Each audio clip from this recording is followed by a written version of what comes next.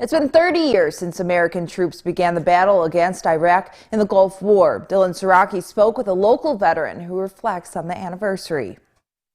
In December of 1990, I was notified that we were going to the desert.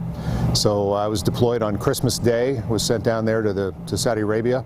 Even though it's been 30 years since the start of Operation Desert Storm, Poplar Grove resident Buck Wyndham says he remembers it like it was yesterday. None of us knew what we were doing.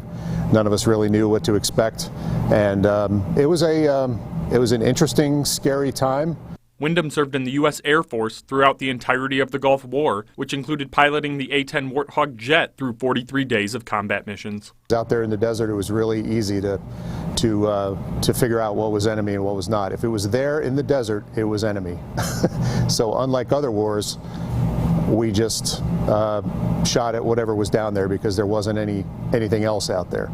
Although he describes the 6 months he spent in Saudi Arabia as intense, the veteran says he's grateful the fighting didn't last long. Our war was over so quickly and so decisively and done so well that I think for a long time America really had a positive attitude.